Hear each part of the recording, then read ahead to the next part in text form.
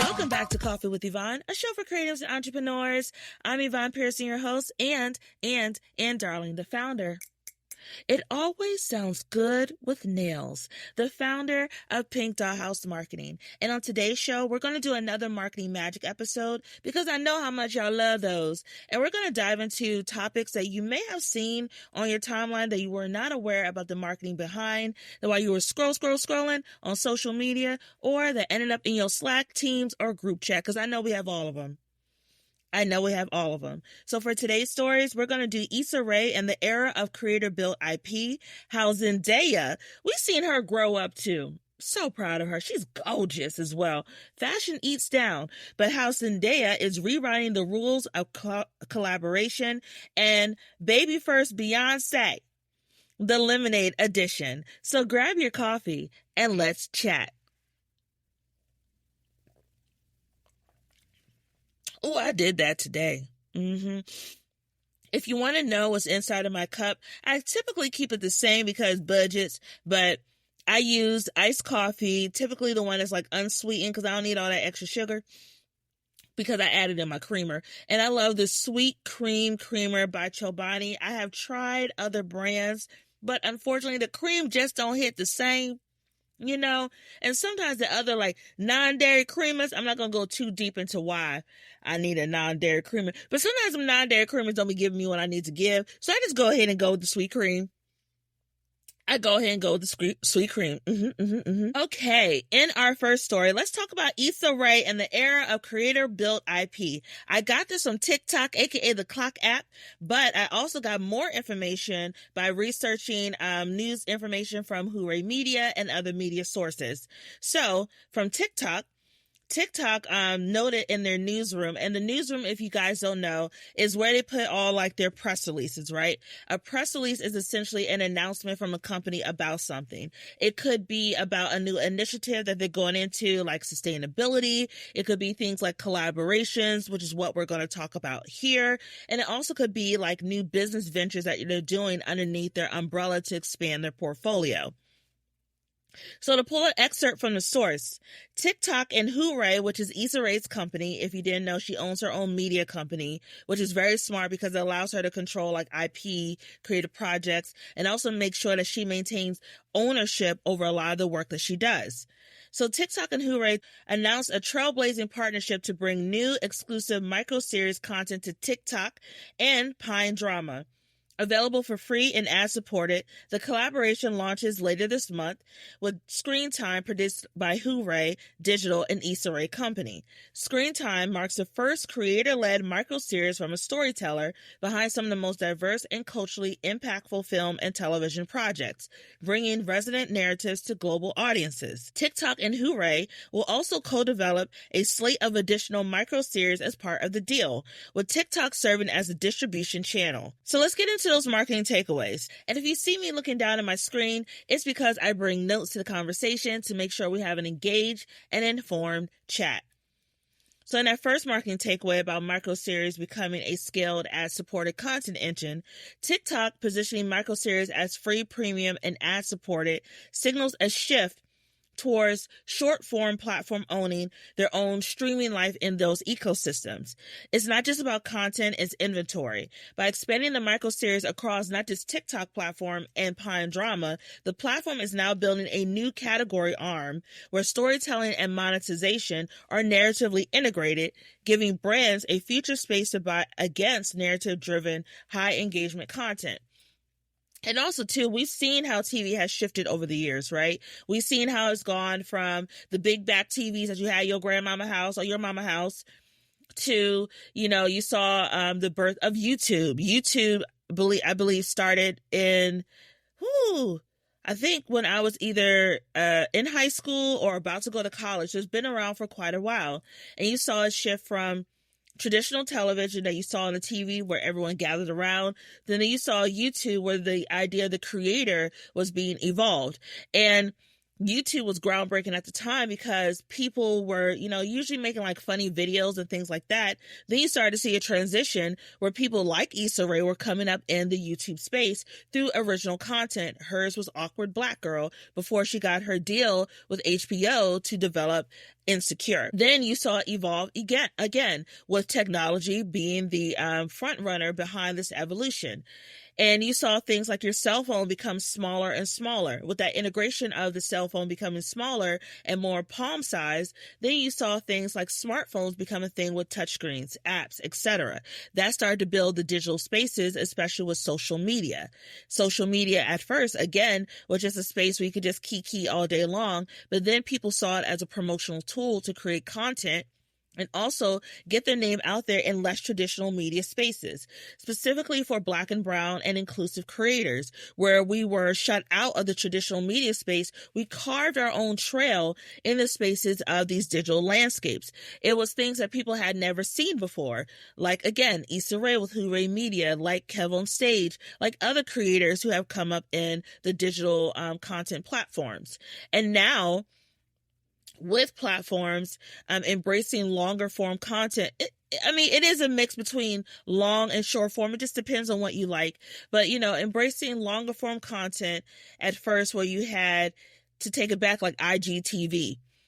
IGTV was a thing. Facebook used to have a whole thing with their own series that they had on the platform. I don't think they have it as much anymore. I think they started like phasing it out. But even Cardi B had her own show called Cardi Tries on Facebook. You started to see a shift away from TV to watching shows on your computer, to watching content on your phone, that became these now microseries. And microseries started to become popular when brands started to tap into it as well.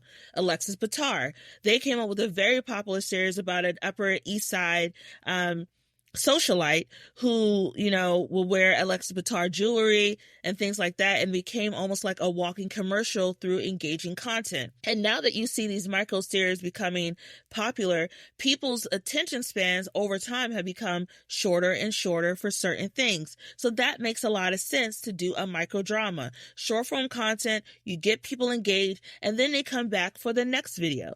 And I would also like to see these micro drama series almost evolve into the way we see streaming dropping with popular shows like Paradise. Don't give the people the content all at once. Drop it at a specific time to make it must watch.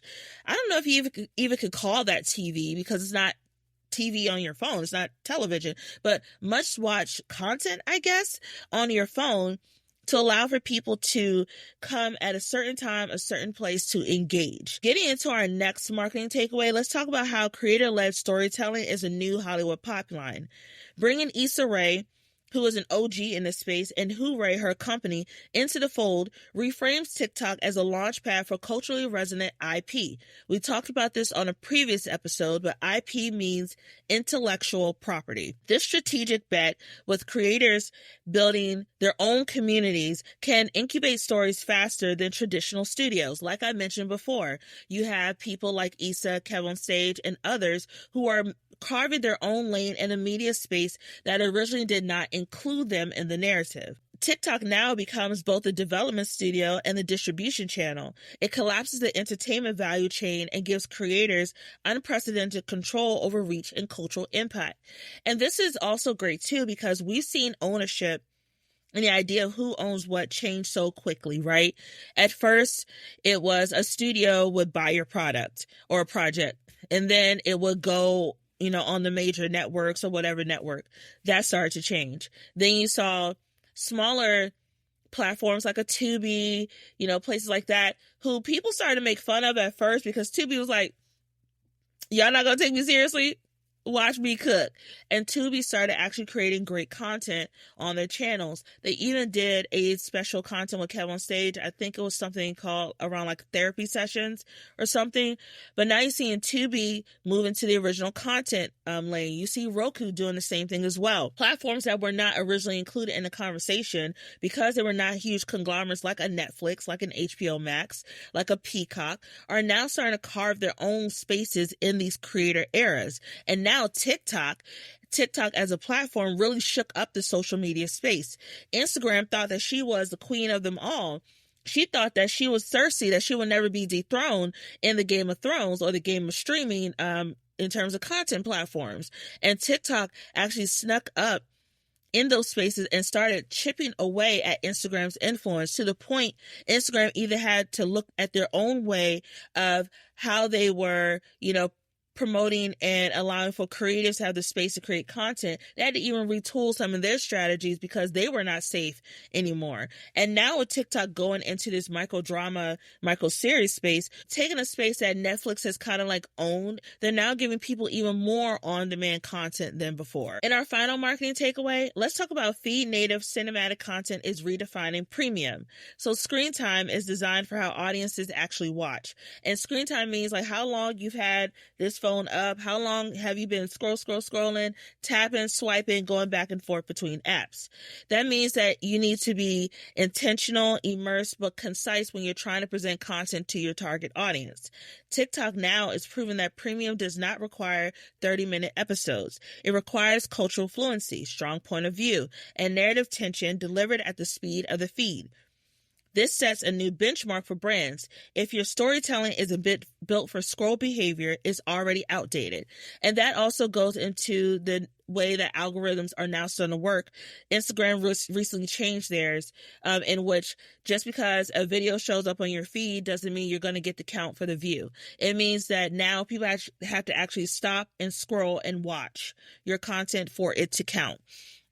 And TikTok is recognizing that because content, as great as it is, it could be sensory overload. There is a lot happening in the space. There's content that you want to follow from your friends or brands. There's content that they're feeding you because they think you may be interested. There's content with ads. There's content with movies. There's content everywhere.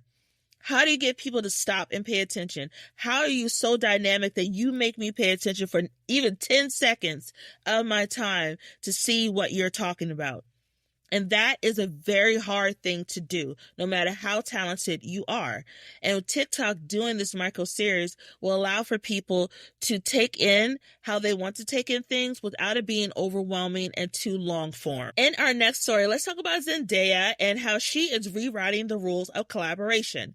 So I got this from Harlem Fashion Row because I saw it on their social media, but I went for additional details from On Press Room, the brand that Zendaya is collaborating with. So to pull an excerpt from the source, developed in close collaboration, the launch brings together Zendaya's perspective on modern sportswear with On's design expertise, balancing performance and personal style through refined silhouettes, color, and texture.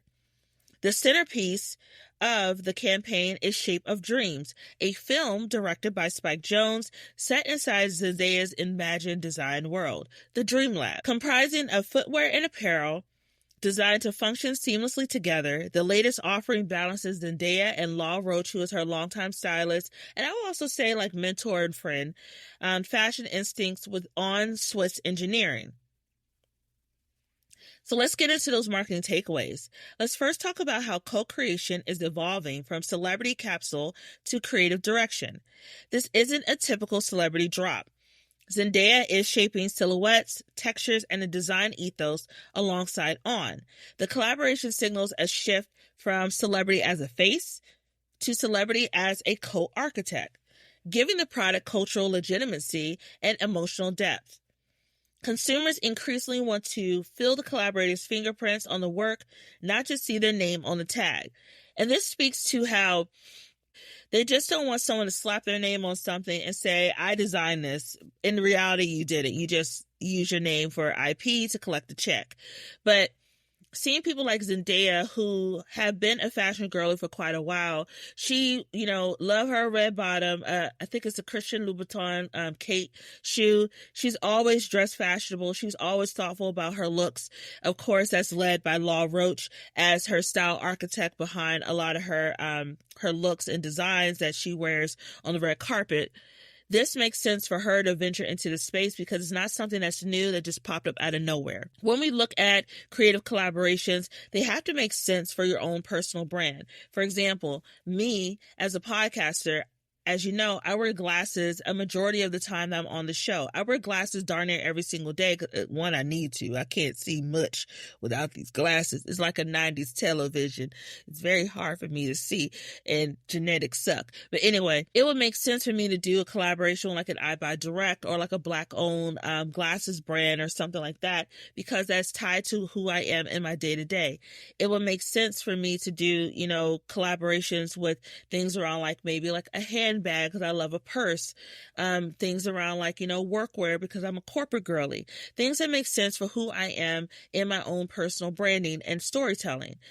For Zendaya, this is a good venture for her to go into because it could also expand into her working with other fashion houses on different projects. She's already been the face for key campaigns like Louis Vuitton. She's already been, on the cover of multiple magazines. This will also allow for the brand to get their product in new audiences and new spaces that may not have been aware of who they were. So Zendaya doing this also lifts their own market, visibility, their own market share of what they could be doing to expand and further increase their customer base. In that second marketing takeaway, let's talk about how cinematic storytelling is becoming core to product launches. By having Spike Jonze create this Shape of Dreams mini movie, it reframes the collection as a narrative experience, not as a product release. By visualizing the design and the process in the Dream Lab, On turns creativity itself into a marketing asset. This, instead, is a masterclass in brand world building. The film becomes emotional entry point, and apparel becomes the artifact of that world. And it's also smart, too, because they could then splice that content into multiple campaigns. They can use that for a dynamic ad campaign across various platforms like a Google, targeted ads, things like that. They could turn it into short form content on social media through like a video campaign, breaking the story apart into various themes. They could throw it onto their website, include it in language for email copy and things like that, where you have like maybe it turned into GIFs, whatever you want to call it, for emails in which it's like, repeating like a certain look that's the highlight of the actual content for the email, and call to action copy to go to shop the actual look on the website. They could turn it into like a digital storybook in which is like, a digital magazine or some kind of like lookbook that people can look at that's not just static imagery, but it's something when you flip the page, each part of the movie comes to life, almost like a one of those old school, I can't think of it, but when you had like the little shutter click things when we were kids, they could turn into that online, and then in-person engagement, create something like that for like an activation in which you're flipping through the different frames where you see the actual movie come to life through that, flip interaction.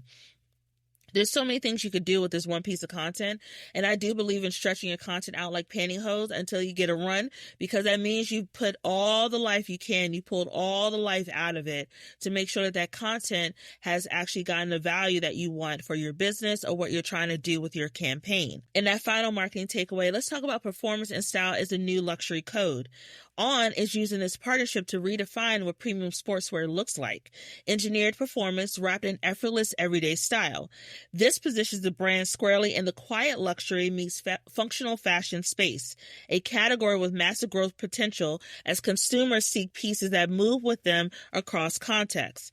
Zendaya's global influence amplifies this positioning across fashion, sports, and culture. And also, too, as we get, older and more settled into our day-to-day lives, performance wear has become a part of who I am as well. I just don't want clothes that I'm just going to sit around and look cute in every day. I mean, I want to look cute.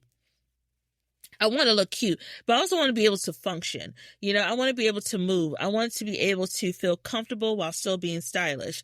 And I think that's why brands like Aloe have become very popular. I think that's why when Old Navy released their new sportswear collection, which is very comfortable, by the way, you should get you some, but I think that's why I became so comfortable too, because it doesn't mean that athleisure or performance sportswear has to look dull, has to look, frumpy.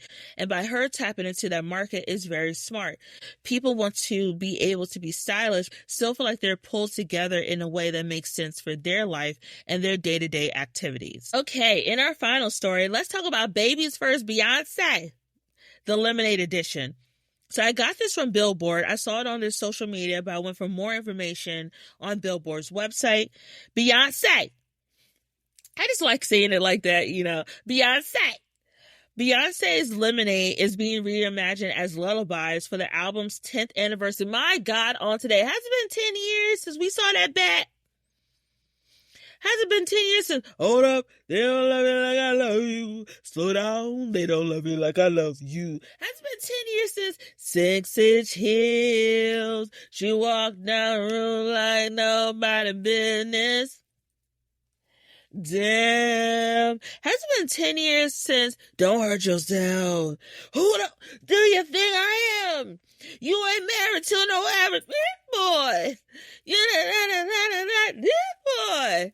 As I bounce to the next boy. And keep your money. I got my own. Keep a bigger smile on my face. Being alone. Bad mother. God sorry. Anyway, that's not why we're here. Okay, sorry. I got a little on tangent. Billboard mentioned that Beyonce's Lemonade is being turned into lullabies for the 10th anniversary. To pull an excerpt from the source, just in time for the 10th anniversary of Beyonce's Billboard 200 topping visual album Lemonade, Rockabye Baby is releasing its child-friendly take on the critically acclaimed set, Billboard exclusively reveals. Lullaby renditions of Beyonce's Lemonade will arrive earlier this month on April 10th, just shy of 2 weeks before Queen Bee's celebrated album hits its 10-year milestone on April 23rd.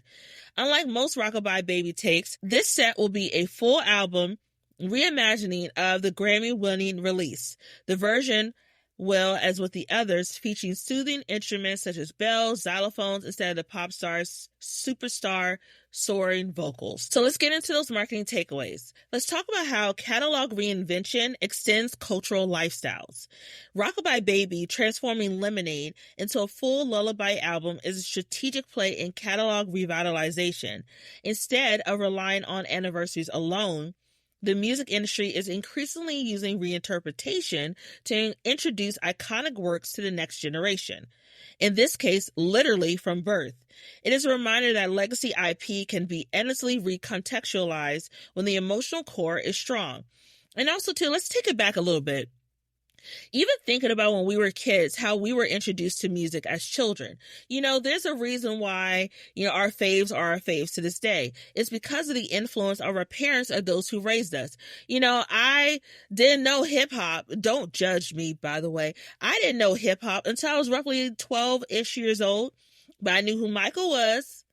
I knew who Prince was. I knew who Donna was, Mariah, Boyz II Men. I knew who all of them was. I knew who all the gospel greats were because that's what was introduced to me as a child. And it also became ingrained in how I like my musical taste. To this day, disco and pop, funk, runway, kind of music is some of my favorite music because of, the instruments used, because of the electronic base of like how they use the keyboard and different instruments. I love that because that's how I was influenced music-wise through like the Michaels, the Prince, Donnas, etc. By introducing Beyonce through these lullabies to children when they're in the development stages, it also allows for parents to share their love for an artist in a more appropriate setting. We love Lemonade, but we don't need the babies trying to bring bats to preschool. We don't need them trying to bring bats to preschool. So we can introduce Beyonce's Lemonade in a more kid-friendly way that will allow for parents to share their love for the artist in a way that makes sense. It's a very smart move on both Beyonce as a business move and also for how she can continue to build her fan base in that next generation. And that goes a bit more into that marketing takeaway, the second one we're going to talk about, which is cross-generational brand building that strengthens artist equity. By turning Lemonade into a child-friendly experience, Beyonce's brand, as I mentioned before, expands into family culture without diluting their artistic integrity. Parents, like I mentioned, who grew up with the album, grew up, my God, on today. Let it go, Yvonne. You elder millennial. It's fine. But parents who grew up with the album now get to share it with their children or children in their lives and deepen that emotional connection, reinforcing Beyonce's multi-generation cultural footprint. This is a long-tail brand equity in action. We already see the babies on TikTok watching old videos of Beyonce. We see them watching Homecoming. We see them watching Beyonce Bowl. We see them watching Renaissance. I need y'all to pull in more Destiny's Child, though. because she just didn't start as a solo artist. She started as Destiny's Child. If you want to take it back further, for the True Hive, it started in Girls' Time, if you want to take it back even further. But Beyonce as an artist has truly evolved to the point where, and we can argue, but she is the Michael Jackson of our generation in terms of that influence. You know, Michael Jackson is still one of the greatest artists to this day, dead or alive. In terms of cultural context as it stands today, Beyonce, for a lot of people, is their Michael in terms of their artist integrity, in terms of the catalog and the cultural impact. It makes sense for parents to want to share their love of this artist, in this case Beyonce, with their children so they can share those musical tastes and pass those things on to their kids. It's nothing like going to a family reunion and you hear, you know, Don't Stop Till You Get Enough, Rock With You, Remember the Time, and everyone's eyes light up. Not just one generation, everyone's eyes light up. Parents want that, or families want that for their kids or the kids in their life, because music is something that you can pass down that doesn't require, you know, money to do it. It doesn't require wealth to do it. Music is accessible no matter what your background is. Everyone should have access to music. And having Beyonce go into this lullaby space, I can see her further expanding her catalog, perhaps to do Cowboy Carter, perhaps to do other things like maybe doing Destiny's Child, pulling in their albums to turn it into like kid-friendly songs that are along this line of like instruments and things like that. In that final marketing takeaway, let's talk about how visual reinterpretation keeps iconic imagery alive. The Lullaby album cover and the animated Hold Up reinterpretation, they pay homage to the original visuals while softening them for a new audience. This demonstrates how powerful imagery can be adapted across tone, format, and audience while still maintaining recognizability. For marketers, it is a lesson in how to evolve brand assets without losing their cultural resonance. And that also speaks to how you see other artists go into spaces that are more kid or family friendly. You see, you know, like I think Lil Jon has done things that are kid friendly. Ludacris, he has a whole show around one of his daughters that was, I believe, on Netflix that was kid friendly. Snoop Dogg, as we gonna leave that side alone, but Snoop Dogg has a whole show on YouTube that is about, you know, being kid friendly. It's important for people to understand you don't have to lose the center of your brand and who you are if you go into these different audiences. You just have to adjust to meet the need, right? And going back to like how they evolved the album cover, it's so cute, by the way, but it's very smart because, you know, as I mentioned before, we can't have the babies pulling up to pre-K with a bat in a yellow dress. It'll be so cute though for Halloween, but not in real life. Making sure that the assets match the audience is so important. And I think people forget sometimes too that you have to make sure your assets are sometimes adjusted to meet the needs of your target audience. That's why things like Gracie's Corner does very well. Gracie's Corner has bops. We all know Gracie got bops. Got me going, you know, eating my vegetables on the side. But it also is kid friendly and allows her kids to have fun with things like hip hop or things that are culturally relevant without taking it too far. So Beyonce doing this and other artists like Snoop Dogg, like I mentioned before, Lil Jon, Ludacris, etc., those in the hip hop or R&B space, is a very smart move for them to have that longevity and still allows them to make a bag without diluting their personal brand storytelling. Okay, I hope you enjoyed today's chat. Thank you so much for listening and or watching on YouTube. Don't forget to follow Coffee with Yvonne on IG and Threads at Coffee with Yvonne. You can find my personal account where I cut up who I am in my day-to-day on Instagram and TikTok, aka the Clock app, at Yvonne_creative marketer. To learn more about me and my business that I own that I just finished paying my taxes on, I ain't get nothing back. It's okay, Yvonne. It's okay. You can find that at pink.housemarketing.com, or you can go to Instagram at pink.housemarketing. You can slide into my DMs. That's cool. And creators, I'm going to say this every single week until you get it. Don't forget to keep showing up, keep creating, and that your voice matters. I cannot wait to chat with you on another episode of Coffee with Yvonne. Okay, bye. Coffee with Yvonne is produced and edited by Yvonne Pearson. Coffee with Yvonne is created by Pink Dollhouse Marketing. You can catch the latest episodes by subscribing to Apple Podcasts or wherever you get your podcasts.